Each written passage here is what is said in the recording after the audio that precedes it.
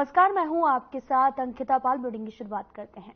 चमोली में शासन प्रशासन और जनप्रतिनिधियों की लापरवाही के चलते देवाल ब्लॉक के एरठा गांव के ग्रामीणों के लिए आज भी एक सुरक्षित रास्ता नहीं है, जबकि यहां पर ग्रामीण कहते हैं कि वे शासन प्रशासन और क्षेत्रीय विधायक के सामने लंबे समय से उनके गांव के लिए मोटर मार्ग की मांग करते हुए आए हैं, लेकिन मोटर मार्ग तो बहुत दूर की बात है। उनके गांव में देवाल ब्लॉक मुख्यालय तक आने जाने के लिए एक सुरक्षित रास्ता तक ठीक से नहीं बन पाया है।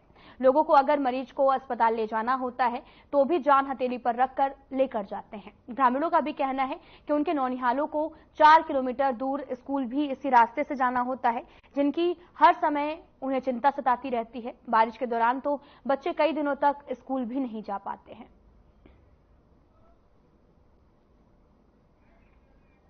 आपको बताते चलें कि आए दिन यहां पर जान का खतरा बना रहता है। आपको तस्वीरें दिखा रहे हैं, तस्वीरें चमोली की हैं, जहां पर रास्ता ना होने के कारण लोगों को काफी दिक्कतों का सामना करना पड़ रहा है। जहां पर अस्पताल जाना हो या फिर बच्चों को स्कूल जाना हो, इन्हीं रास्तों से होकर गुजरना पड़ता है। आपको तस्वीरें भी दिखा रहे हैं जो कि चमोली से हैं, जहां पर लोगों के लिए एक भी सुरक्षित रास्ता नहीं है, जहां पर कभी भी कोई भी बड़ा हादसा हो सकता है और लोग अपनी जान हथेली पर लेकर इन रास्तों को पार करते हैं।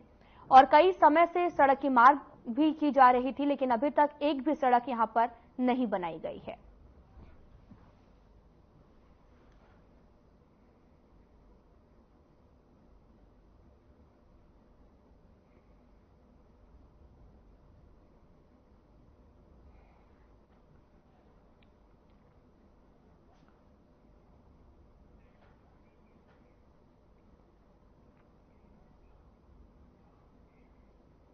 चमोली जिले में हो रही आफत की बारिश के चलते जनजीवन पूरी तरह से प्रभावित हो गया है। बद्रीनाथ नेशनल हाईवे 7 चटवा पीपल में पहाड़ी से मलबा आने के कारण 3 दिनों से बंद हो गया था।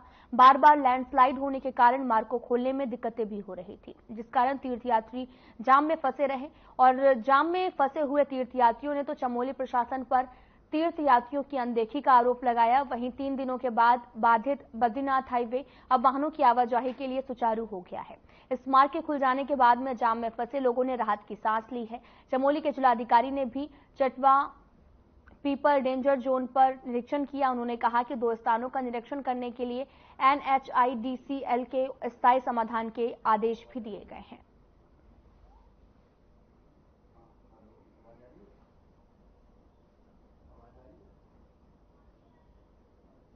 आज हमारे साथ प्रोजेक्ट मैनेजर आएंगे और जो हमारी 2 साइड में कमेड़ा और चटवा पीपल, यहाँ पिछले 3 दिनों बरसात से बहुत स्लाइड जोन बन गया है। दोनों का निरीक्षण किया गया है। कमेड़ा में प्रोजेक्ट मैनेजर द्वारा अवगत कराया गया है कि 5.5 करोड़ की धनराशि स्वीकृत हुई है, जिसके तहत सुरक्षात्मक कार्य किए जाएंगे और वहाँ पे इनको देख लिए गए हैं कि चेतावनी बोर्ड लगा दी, इसमें स्पष्ट लिखा हुआ आगे स्लाइडिंग जोन है और वाहन साधनों को और इनको मैन पावर डिप्लॉय करने के निर्देश दिए गए हैं ताकि ट्रैफिक को रेगुलेट किया जा सके और पुलिस को सहयोग मिले। उसके बाद ये वर्तमान में जो हम देख रहे हैं चटवा पीपल का, पिछले 3 दिनों से लगातार गंगा मैया यात्रा संघ पालनपुर गुजरात से हम आए हैं। 3 दिन पहले भी यहाँ फंसे हुए थे, 9 घंटा फंस गए और बाद में बद्रीनाथ गए। बद्रीनाथ से वापस आज आए हैं। कल शाम को 7 बजे से यहाँ खड़े हैं। कल शाम को 7 बजे से अभी 2 बज गए, 16-17 घंटा हो गया है। प्रशासन को बार बार विनती, हमारी सब 235 यात्री की टिकट भी कैंसिल हो गई है। अभी टिकट कल क्या करेंगे वो भी मालूम नहीं है, कैसे जाएंगे। प्रशासन को बार बार विनती करते, बोले कि नहीं आप यहाँ पड़े रहो, होटल मिलती नहीं है, खाना खाया नहीं है। प्रशासन को बोलते हैं तो बोले कि कुछ नहीं कर सकते। हमारा एक यात्री फंस गया, बेचारा मरने पड़ा था, बोले कि 108 बोला, 108 नहीं है, वो 108 ने बोला हम आ नहीं सकते। तो ये कैसा प्रशासन है। देवभूमि के अंदर कितने लोग, हजारों लोग, लाखों लोग यहाँ पूरे भारतवर्ष से आते हैं।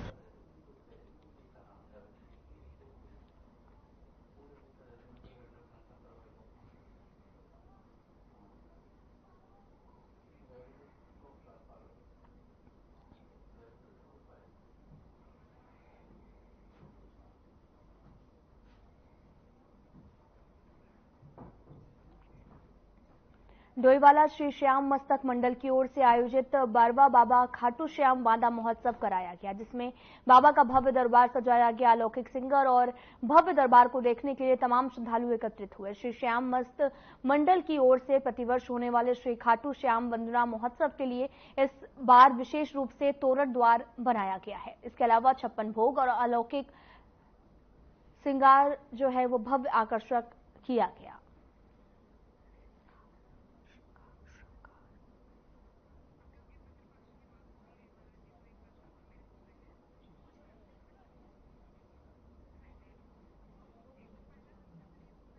मेरा तो यहाँ का प्रोग्राम बहुत अच्छा है, हमें देख के बहुत आनंद आया, बहुत अच्छा लगा यहाँ पर। और हमने ही मांगा कि सबको सुख शांति दे खाटू श्याम बाबा, सबको आशीर्वाद दे के जाए, सबके घर में अच्छा हो, सबको आशीर्वाद दे अपना। बहुत ज्यादा मजा है इस बार, बहुत अच्छा है। आनंद एक ही जना बोलो देखो। इस बार बहुत अच्छा आनंद लगा और यहाँ का जो अरेंजमेंट है, जो इंतजाम है, बहुत अच्छा है। हर चीज में अच्छा है। लेडीज को बैठने के अलग से इंतजाम किया गया है, जेंट्स का अलग से किया गया है, सब प्रसाद अच्छे से मिल रहा है, कोई वो नहीं है शोर। बहुत अच्छा लगा इस बार।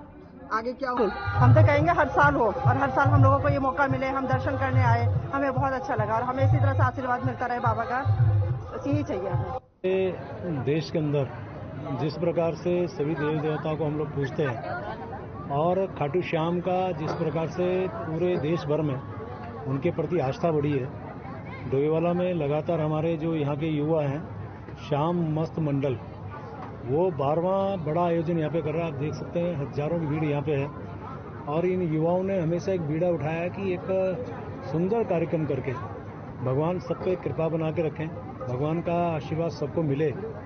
बाहर से जो हमारे भजन गायक आते हैं उससे सब लोग मुरीद होते हैं उसके और आकर्षित होते हैं।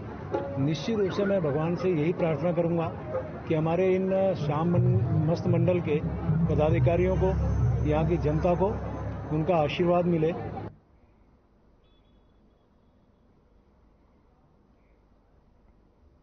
विपक्ष लगातार सरकार की योजनाओं को लेकर आक्रोशित है। लगातार कांग्रेस के तमाम संगठन सरकार का घेराव कर रहे हैं। वहीं देहरादून में इंटक ने भी सरकार की नीतियों के खिलाफ सचिवालय कूच किया है। इंटक के प्रदेश अध्यक्ष हीरा सिंह बिष्ट का कहना है कि पुरानी पेंशन बहाली जैसे मुद्दों पर सरकार मौन है। इसके साथ ही 10 साल जो लोग संविदा कर्मचारी के रूप में एक संस्थान में काम कर चुके हैं, उन्हें स्थायी नियुक्ति प्रदान की जाए, जिसमें 30 से 40 हजार लोगों को सीधा फायदा होगा।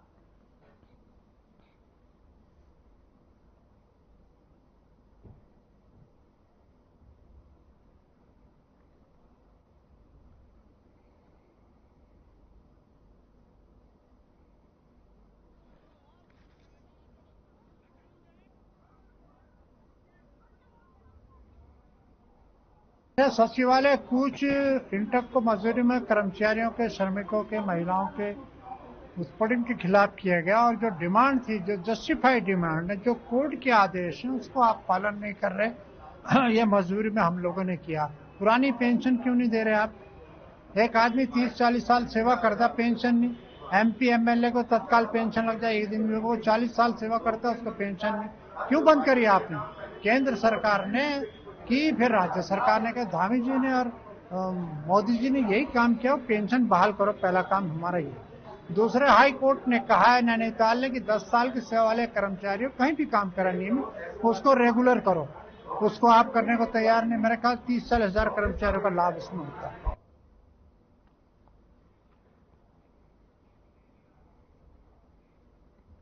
उत्तराखंड कांग्रेस के पूर्व अध्यक्ष और पौड़ी गढ़वाल लोकसभा से कांग्रेस के प्रत्याशी रहे गणेश गोदियाल ने उत्तराखंड के कार्यवाहक डीजीपी पर गंभीर आरोप लगाए हैं। गणेश गोदियाल ने मीडिया से बात करते हुए कहा कि उत्तराखंड के कार्यवाहक डीजीपी बीजेपी के प्रवक्ता के तौर पर काम कर रहे हैं। इसके साथ ही उन्होंने ये भी कहा कि कार्यवाहक डीजीपी कहते हैं कि राज्य में सब कुछ ठीक चल रहा है, फिर क्यों राज्य में महिलाओं पर अत्याचार, सोने की दुकानों में वीआईपी के आगमन के समय डकैती हो रही है। किसी भी प्रदेश के अधिकारी को इस प्रकार के बयान शोभा नहीं देते हैं।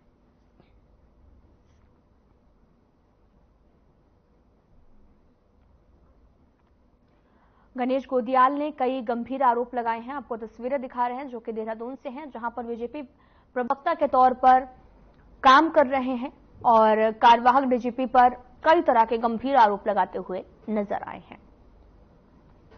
उन्होंने कहा कि जहां पर देखो वहां पर डकैती, चोरी की वारदातें बढ़ती जा रही हैं। सुरक्षा के नाम पर कोई भी काम नहीं किया जा रहा है। बीजेपी प्रवक्ता के तौर पर ही काम कर रहे हैं।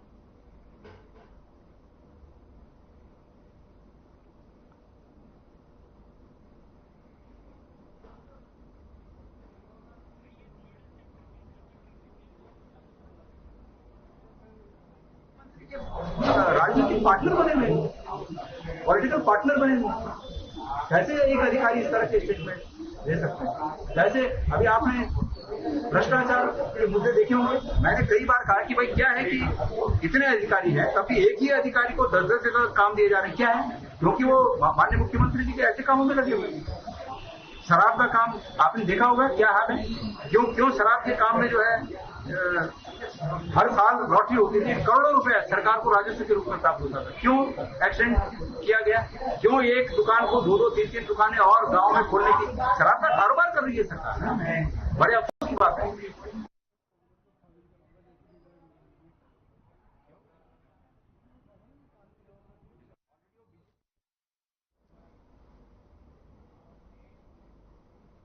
खबर पौड़ी से है, जहां पर दिवंगत बेटी अंकिता भंडारी की आज दूसरी बरसी है। 2 साल बीत जाने के बाद भी अंकिता भंडारी हत्याकांड के आरोपियों को कड़ी सजा न मिलने से अंकिता के परिजन काफी ज्यादा मायूस हैं। तो वहीं दिवंगत बेटी का जिक्र आते ही परिजनों की आंखें नम हो जाती हैं। और 2 साल में कई त्योहार आए और गए, लेकिन परिजन बेटी को खोने के गम में कोई त्योहार खुशी के साथ नहीं मना पाए। आपको बताते चले कि बीते साल सीएम पुष्कर सिंह धामी ने नर्सिंग कॉलेज डोब श्रीकोट का नाम स्वर्गीय अंकिता भंडारी के नाम पर रखने की घोषणा की थी, लेकिन आज तक नर्सिंग कॉलेज का नाम नहीं बदला है। वहीं दिवंगत अंकिता भंडारी के गांव को जाने वाली सड़क आज तक पक्की नहीं हुई। हालांकि पौड़ी विधायक ने जल्द घोषणा पूरी होने की बात भी कही थी। साथ ही प्रदेश में घटित हो रहे महिला अपराध पर अंकिता के पिता ने भी कानून व्यवस्था पर कई तरह के सवाल उठाए हैं। साथ ही महिला सुरक्षा के प्रति गंभीर कदम उठाने की सरकार से अपील भी की है। और सरकार ने बहुत सारे वादे किए हमारे साथ, जो कि खोखले साबित हुए और अभी तक हुए नहीं। और जैसा कि 16 सितंबर 2023 को मुख्यमंत्री जी ने अपने जन्मदिन के दिन एक घोषणा की थी कि अंकिता भंडारी के नाम से जो यहाँ पे नर्सिंग कॉलेज है उसके नाम से रख दिया जाएगा। और 1 साल पूरे होने को भी है और आज मतलब ठीक आज 1 साल पूरे हो चुके हैं और अभी तक मुख्यमंत्री जी ने मेरी लड़की के नाम से नर्सिंग कॉलेज का नाम स्वर्गीय अंकिता भंडारी के नाम से नहीं रखा। जो पुलकित आर्य, सौरभ भास्कर और अंकित गुप्ता है, इनको तो फांसी मिलनी है। मैं इसलिए कह सकता हूं कि जो अंकिता भंडारी के नाम से माननीय मुख्यमंत्री जी ने कहा था कि कॉलेज का नाम अंकिता भंडारी के नाम से रखा जाएगा और गांव के लिए सड़क देने की बात कही थी, वहां पर सौर ऊर्जा लगाने की बात कही थी। तो ये सारी चीजें हो रही हैं, तीनों काम हो रहे हैं और तीनों काम प्रगति पे हैं। सौर ऊर्जा तो मैंने तत्काल उन्हीं दिनों में लगा दी थी जब ये घटना घटी थी। उसके दूसरे तीसरे दिन जब वहां पे जाने आने में दिक्कत हो रही थी तो 10 सौर ऊर्जा लाइटें मैंने विधायक के नाते। पौड़ी जिले भगवान विश्वकर्मा की जयंती के अवसर पर पुलिस लाइन पौड़ी में शस्त्र पूजा कार्यक्रम रखा गया। निर्माण के देवता भगवान विश्वकर्मा की जयंती पर वरिष्ठ पुलिस अधीक्षक लोकेश्वर सिंह द्वारा सपरिवार पुलिस लाइन में शिल्प एवं यांत्रिक कल के देवता भगवान विश्वकर्मा की विधि विधान से मंत्रोच्चारण के साथ में पूजा अर्चना की गई। इसके अलावा जनपद के सभी थाना प्रभारी द्वारा अपने अपने थानों में भगवान विश्वकर्मा की विधि विधान के साथ पूजा अर्चना की गई है। आपको बताते चले कि विश्वकर्मा पूजा बड़े ही धूमधाम से मनाई गई, जहां पर अब शस्त्रों की पूजा भी की गई। आपको तस्वीरें दिखा रहे हैं जहां पर पुलिस लाइन में भी विधि विधान के साथ में पूजा अर्चना की गई। और साथ ही तस्वीरें ये पौड़ी से हैं जहां पर विश्वकर्मा की जयंती पर पूजा अर्चना की गई। बड़ी संख्या में यहां पर शस्त्रागार पर शस्त्रों की पूजा अर्चना भी की गई है।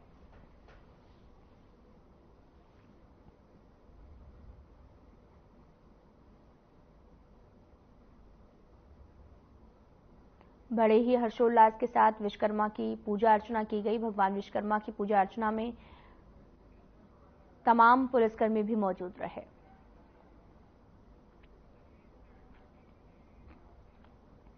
धर्मनगरी हरिद्वार में सिटी मजिस्ट्रेट कार्यालय के बाहर उस वक्त हड़कंप मच गया जब एक खड़ी स्विफ्ट कार के बोनट में अजगर घुस गया है और साथ ही आनन फानन में स्थानीय लोगों ने इसकी सूचना वन विभाग के अधिकारियों को दी है और सूचना पाकर मौके पर पहुंची वन विभाग की टीम ने अजगर को रेस्क्यू कर जंगल में छोड़ा है, जिसके बाद लोगों ने राहत की सांस ली है।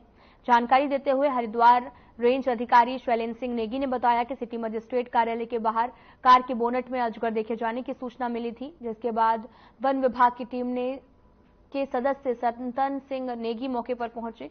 कार के बोनट से अजगर को काफी मशक्कत के बाद रेस्क्यू किया गया। इसके बाद अजगर को जो है वो जंगल में सकुशल छोड़ दिया गया है। बताया ये भी जा रहा है कि अजगर करीब 12 फीट लंबा था।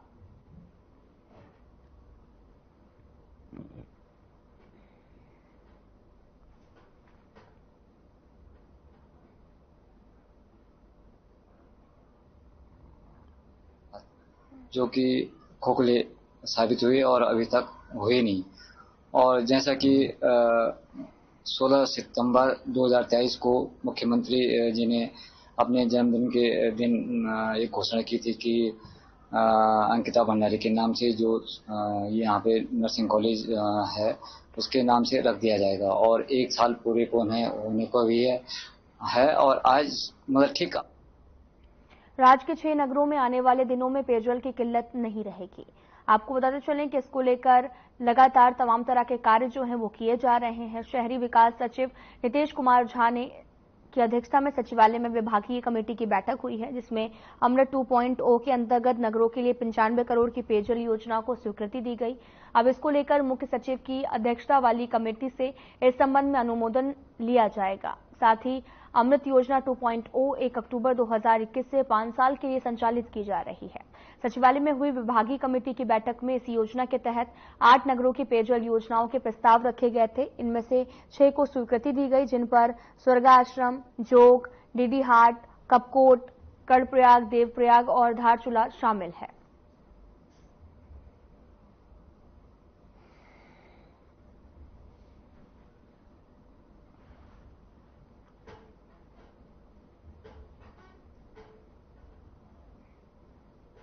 तो वहीं हरिद्वार में मुख्य नगर आयुक्त आरएस वरुण चौधरी ने स्वच्छता ही सेवा अभियान की शुरुआत की है। इस मौके पर उन्होंने नगर निगम के कर्मचारियों के साथ मिलकर हरिद्वार नगर निगम कार्यालय में साफ सफाई की है और साथ ही नगर निगम के कर्मचारियों को स्वच्छता की शपथ भी दिलाई गई है। साथ ही 2 अक्टूबर तक हर की पौड़ी और साथ ही बस स्टैंड, रेलवे स्टेशन समेत गंगा घाटों पर साफ सफाई की जाएगी। इसको लेकर तमाम समाजसेवी संगठनों, स्कूली छात्र छात्राओं के माध्यम से स्वच्छता के प्रति जनता को जागरूक भी किया जाएगा।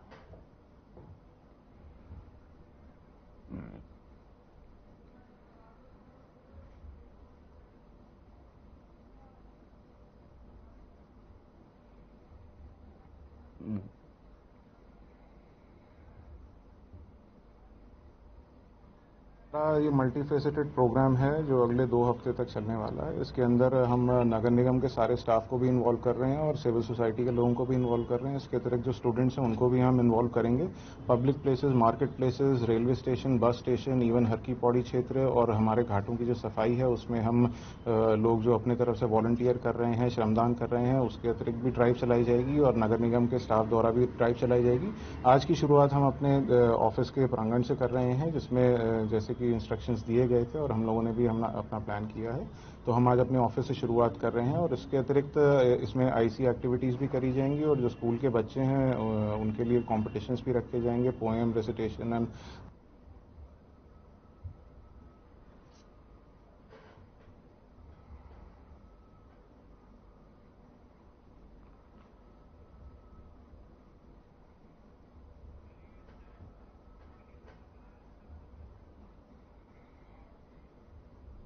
दिव्यांगजनों के लिए हर्षल फाउंडेशन की तरफ से 28-29 सितंबर को देहरादून के अग्रवाल धर्मशाला में निःशुल्क स्वास्थ्य शिविर लगाया जा रहा है, जिसमें दिव्यांगजनों को कई जरूरी सुविधाएं दी जाएंगी। इस बात को लेकर हर्षल फाउंडेशन की सचिव रमा गोयल ने कहा कि हर्षल फाउंडेशन पिछले 10 सालों से दिव्यांग सहायता शिविर लगा रहा है और इस शिविर के माध्यम से हम कोशिश कर रहे हैं कि एक छत के नीचे दिव्यांगजनों को सारी सुविधाएं उपलब्ध कराई जा सके। और साथ ही उन्होंने ये भी कहा कि इस शिविर में दिव्यांगजनों को कृत्रिम अंक लगाए जाएंगे, साथ ही उनके कान की मशीन, ट्राईसाइकिल, बैसाखी भी दी जाएगी।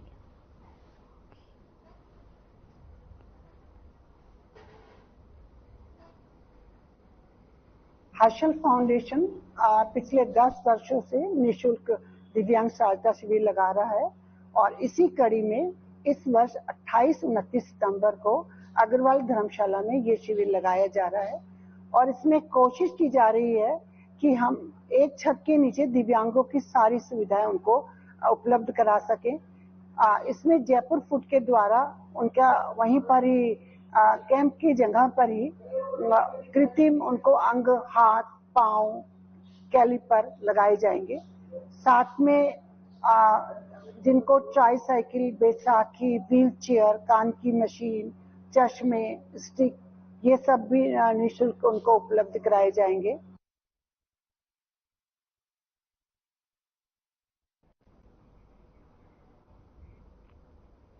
खबर चंपावत जिले से है, जहां पर टनकपुर पिथौरागढ़ नेशनल हाईवे पर स्वाला के डेंजर जोन में एक कैंटर पत्थरों की चपेट में आने से 500 मीटर गहरी खाई में गिर गया।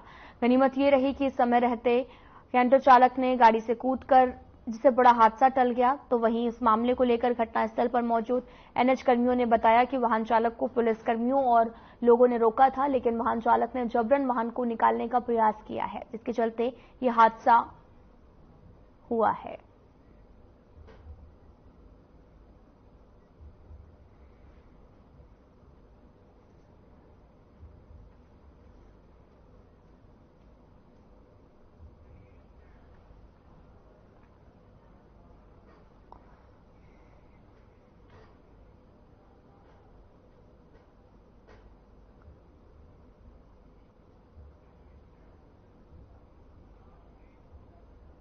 सीएम पुष्कर सिंह धामी से मुख्यमंत्री कैंप कार्यालय में कैबिनेट मंत्री सौरभ बहुगुणा और विधायक शिव अरोड़ा के नेतृत्व में उधम सिंह नगर जनपद के बंगाली समुदाय के लोगों ने मुलाकात कर सीएम धामी के सामने अपनी समस्याओं को रखा है।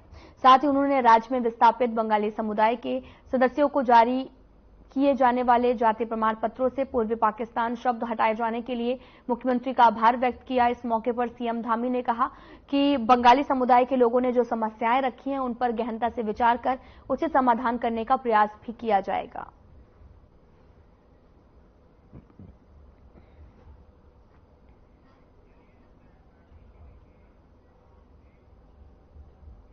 पिछले कुछ दिनों से जिस प्रकार से उत्तराखंड में सामाजिक माहौल बिगड़ रहा है और उसको देखते हुए सीएम पुष्कर सिंह धामी ने कहा कि देवभूमि उत्तराखंड के लोग शांति प्रिय हैं। यदि आपराधिक प्रवृत्ति के लोग यहां पर आकर यहां की शांत वादियों में अशांति फैलाएंगे, कानून व्यवस्था बिगाड़ने का प्रयास करेंगे, तो देवभूमि में इसको बिल्कुल बर्दाश्त नहीं किया जाएगा।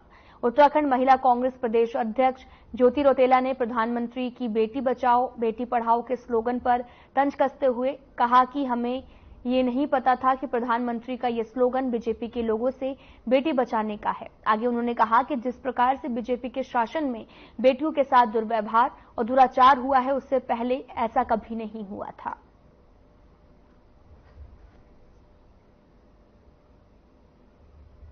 देखिए, उत्तराखंड बहुत शांतिपूर्ण तरीके से चलने वाला राज्य है। सभी एक दूसरे के साथ बहुत भाईचारे के साथ रहते हैं और कोई भी अगर कानून को तोड़ेगा तो कानून उसके साथ सख्ती से काम करेगा। हाँ, लेकिन ये जरूर है कि कुछ लोग लव जिहाद और लैंड जिहाद को अपना एक सुनियोजित एम मानकर जो काम कर रहे हैं, उनको उनके लिए निश्चित रूप से उनको समझ लेना चाहिए कि किसी भी कीमत पर हम यहाँ की अपनी बहन बेटियों को कहीं पर भी जो है ऐसा नहीं होने देंगे, उनके साथ धोखा नहीं होने देंगे और कोई भी करेगा तो कानूनी प्रक्रिया के तहत उस पर कठोर कार्रवाई होगी। देखिए, हम लोग ये बोलना चाहते हैं कि भाजपा एक स्लोगन दी थी 2014 में, बेटी बचाओ बेटी पढ़ाओ, लेकिन उन्होंने उसके साथ ये नहीं बताया था कि बेटियों को हमको उनके लोगों से बचाना है। आज पूरे देश में और हमारे प्रदेश में आप लोग देखेंगे पिछले 3 साल में उत्तराखंड एनसीआरबी की रिपोर्ट के हिसाब से पहाड़ी राज्यों में नंबर 1 है, जिसमें महिलाओं के ऊपर बलात्कार और अत्याचार के केस सबसे ज्यादा किसी राज्य में है, जो पहाड़ी राज्य है।